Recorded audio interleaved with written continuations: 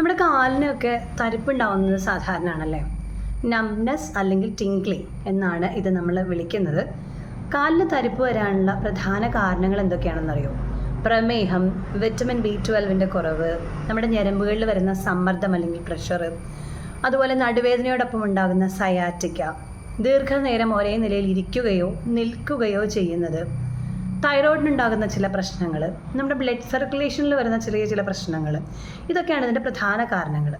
നമ്മളത് കണ്ടില്ല എന്ന് വെച്ചാൽ നടക്കാനുള്ള ബുദ്ധിമുട്ട്, ബാലൻസ് പോവുക, കാലിലും മുറിവുകൾ അറിയാണ്ട് പോവുക. ഇനി ഡയബറ്റീസ് ഉള്ളവരാണെങ്കിൽ ഗുരുതരമായിട്ടുള്ള അൾസറുകൾ, ഫുഡ് അൾസറൊക്കെ ഉണ്ടാവാൻ സാധ്യതയുണ്ട്. വീട്ടിൽ ഇത് മാനേജ് ചെയ്യാനായിട്ട് നമുക്ക് എന്തൊക്കെ ചെയ്യാൻ പറ്റുക? കുറേ നേരം ഒരേ പൊസിഷനിൽ ഇരിക്കാതിരിക്കുക, പ്രത്യേകിച്ച് പ്രായമായവർ. അതുപോലെ ലളിതമായിട്ടുള്ള എക്സസൈസുകൾ ഡെയിലി ചെയ്യുക. ബ്ലഡ് ഷുഗർ ചെക്ക് ചെയ്യുക, അത് റെഗുലറായിട്ട് നിയന്ത്രിക്കുക. വിറ്റമിൻ B12 അടങ്ങിയ ഭക്ഷണം കഴിക്കുക. ആവശ്യത്തിനുള്ള വെള്ളം കുടിക്കുക. ഹോമിയോപ്പതിയിൽ രോഗിയുടെ ലക്ഷണങ്ങളും കാരണവും അതുപോലെ വ്യക്തിപരമായിട്ട് ഡീറ്റെയിൽഡായിട്ട് വിലയിരുത്തിയിട്ടാണ് ചികിത്സ നൽകുന്നത്. ഉദാഹരണമായിട്ട് ഹൈപ്പറിക്കം എന്ന മരുന്ന്, അതായത് നെർവ്സിന് എന്തെങ്കിലും പരിക്കുകൾ അങ്ങനെയൊക്കെ ബന്ധപ്പെട്ടിട്ടുള്ള ലക്ഷണങ്ങളുണ്ടെങ്കിൽ, കോസ്റ്റിക്കം ആണെങ്കിൽ മരവിപ്പും ബലക്കുറവുള്ള ചില കേസുകളിൽ, പിന്നെ പ്ലംബമെറ്റ്, ആസനിക്കം, ഫോസ്ഫറസ്, കാലിഫോസ് തുടങ്ങിയ മരുന്നുകളൊക്കെ രോഗിയുടെ ആ പ്രത്യേക ലക്ഷണങ്ങൾ അനുസരിച്ചിട്ട് നമ്മൾ തിരഞ്ഞെടുത്ത് ആവശ്യം പോലെ ഉപയോഗിക്കാറുണ്ട്.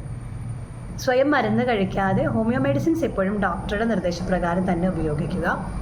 ഒരുപാട് ബുദ്ധിമുട്ടുകളാവുന്നതിന് മുൻപ് കൃത്യമായിട്ട് ടെസ്റ്റുകൾ ചെയ്യുകയും വളരെ ലളിതമായിട്ടുള്ള മരുന്നുകൾ ഉപയോഗിക്കുകയും കൃത്യമായിട്ടത് കഴിക്കുകയും ചെയ്യുന്നതിലൂടെ ഒരു പരിധിവരെ അനാവശ്യമായിട്ടുള്ള ആശുപത്രിവാസവും ആശുപത്രി ചികിത്സയും ഒക്കെ നമുക്ക് ഒഴിവാക്കി നമുക്ക് ഹോമിയോ മരുന്നുകൾ കൊണ്ട് തന്നെ, ലളിതമായ ചികിത്സ കൊണ്ട് തന്നെ അത്യാവശ്യം ചെറിയ കാര്യങ്ങളൊക്കെ നമുക്ക് മാനേജ് ചെയ്ത് പോകാവുന്നതാണ്.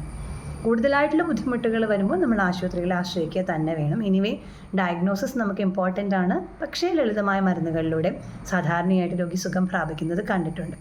അപ്പോൾ കാലിലെ തരിപ്പ് നിസ്സാരമായി കണക്കാക്കാതെ കൃത്യമായിട്ട് അതിൻ്റെ കാരണം കണ്ടുപിടിച്ച് മരുന്ന് കഴിക്കുക, വേഗം സുഖം പ്രാപിക്കുക. ആരോഗ്യ സംബന്ധമായിട്ടുള്ള മറ്റൊരു വിഷയവുമായി ഇനിയും കണ്ടുമുട്ടാം. Signing off, doctor Jisha.